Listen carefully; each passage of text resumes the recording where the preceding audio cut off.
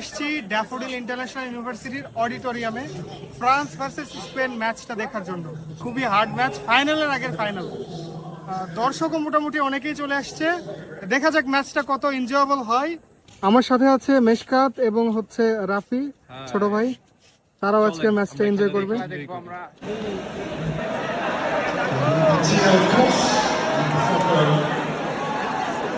Eighth World Cup semi-final. They lost the first three actually, but they've won the last four. আমরা already একটা penalty shoot দেখলাম এবং Spain এক গোলে এগিয়ে আছে। খুব টেনশন, দেখা যাক কি হয়, ফ্রান্স কি এটা শোধ করতে পারে কিনা।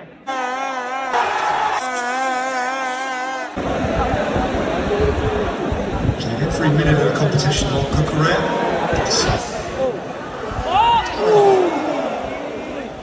সিচুয়েশন যা চলতেছে, ফ্রান্সের নার্ভ অলরেডি দুর্বল হয়ে গেছে, অনেক তিলি মিস্টেক করতেছে। হাফ টাইম হয়ে গেছে, তবে পজিশন যা দেখতেছি খেলার শুরুতে ফ্রান্সকে ফেভারিট ভাবলেও এখন ফ্রান্সকে পুরোপুরি ফেভারিট ভাবার কোনো অবকাশ নেই, কারণ ফ্রান্স অনেক নার্ভাস এবং তাদের নার্ভের অনেক সমস্যা হচ্ছে। বলা যায় না, যা কিছু হইতে পারে, কারণ আমরা সবসময় জানি যে হাফ টাইম পর ফ্রান্স অন্য রূপে ফেরে। আশা করা যাচ্ছে, দেখা যাক কি হয়। আমরা চাচ্ছি ফ্রান্স অন্য রূপে ফিরুক।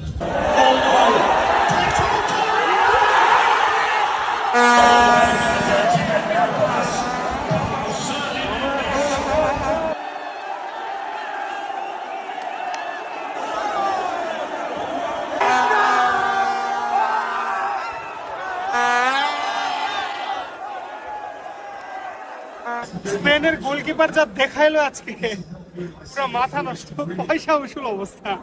মানে ম্যান অফ দ্য ম্যাচ মনে হয় গোলকিরই হওয়ার কথা আজকে। অসাধারণ অসাধারণ। কেমন লাগলো ভাই? ভাই পুরো সারাভাঙ্গা ফিলিংস ভাই। ভাই আপনি তো আর্জেন্টিনার সাপোর্টার, ফ্রান্স যে জিতলো না আজকে, স্পেন যে ম্যাচটা জিতলো, অনুভূতি কি স্পেনকে ফাইনালে? আমার মনে হয় মানে ফ্রান্সের থেকে স্পেন আমাদের জন্য আর কি ইজিয়ার হবে তুলনামূলকভাবে, কারণ স্পেন পজিশন বেসড ফুটবল খেলে। খেলা শেষ, এখন আমরা বাসার দিকে যাচ্ছি। যে লেভেলের কম্পিটিশন আশা করেছিলাম পুরাই হতাশ। স্পেন একা পারফর্ম করছে, ফ্রান্স শুধু সেটাতে সাপোর্ট দিয়ে গেছে, তাদের নিজস্ব কিছু করার ছিল না। আর গোলকিপারের কথা কি বলবো, পুরো ফ্যান্টাস্টিক। স্পেনের দিক থেকে চিন্তা করলে ম্যাচটা পুরো পয়সা উসুল ছিল, কিন্তু ফ্রান্স ছিল পুরাই মারমারে।